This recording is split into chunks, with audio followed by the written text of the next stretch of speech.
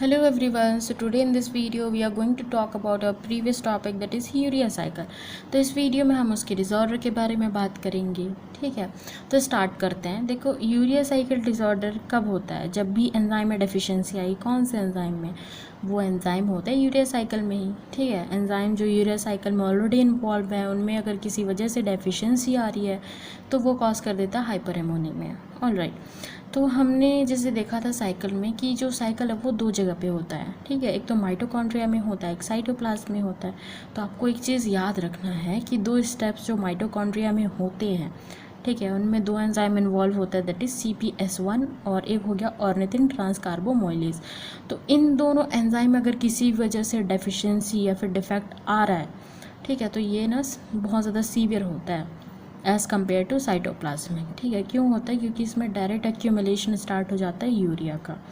Okay, अब इसे कुछ क्लिनिकल सिम्टम्स की बात करें तो वो आएगा जैसे कि वोमिटिंग हो गया, सीवियर मेंटल रिटार्डेशन हो गया, लेथार्जी हो गया।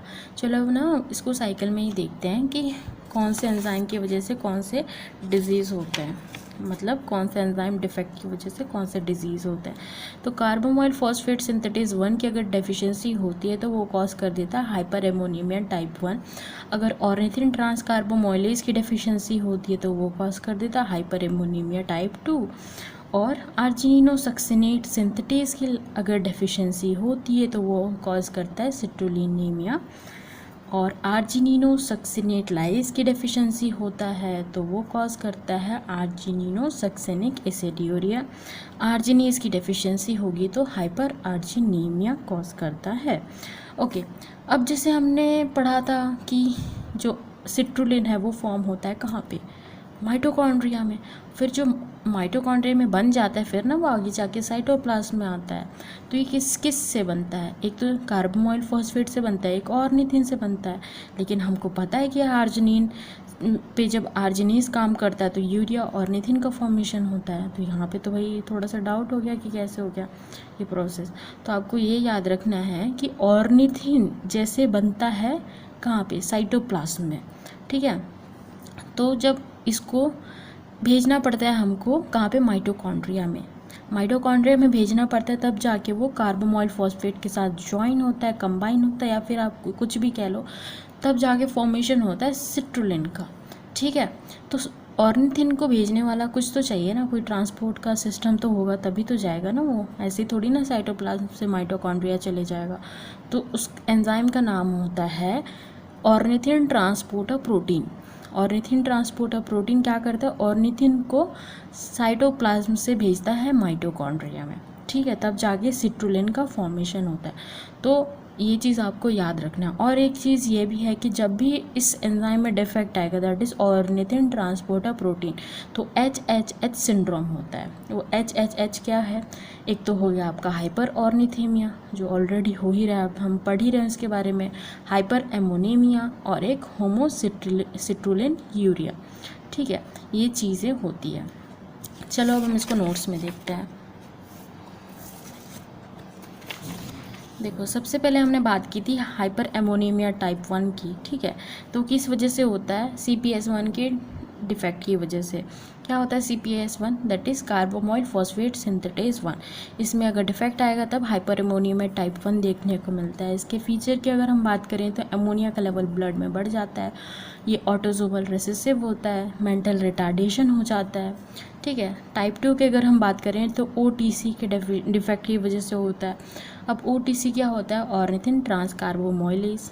ओके, इसके फीचर्स की अगर हम बात करें तो अमोनिया का लेवल इसमें भी बढ़ जाता है ब्लड में। ठीक, अमोनिया का लेवल ब्लड में बढ़ जाता है, और ग्लूटामिन का भी बढ़ता है। अमोनिया का तो बढ़ ही रहा था, प्लस ग्लूटामिन का भी बढ़ता है ब्लड, CSF और यूरिन में। यहाँ पे 3 जगह पे बढ़ रहा है बस, लेकिन जो अमोनिया है वो सीधे एक जगह पे बढ़ रहा था। ठीक, अब आती है बात थर्ड नंबर की, दैट इज़ हाइपर ऑर्निथीमिया, अब मैंने बताया था ना इससे एसोसिएटेड होता है ऑर्निथिन ट्रांसपोर्टर प्रोटीन डिफेक्ट की वजह से 3 चीज़ें होती है, HHS सिंड्रोम, आपको याद रखना है, ठीक है। अब इसमें क्या हो रहा था कि हाइपर ऑर्निथीमिया में डिफेक्ट हो रहा था ऑर्निथिन ट्रांसपोर्टर प्रोटीन में। इसकी वजह से क्या हो रहा था, जो ऑर्निथिन है वो साइटोप्लाज्म से माइटोकॉन्ड्रिया नहीं जा पाता है, ठीक।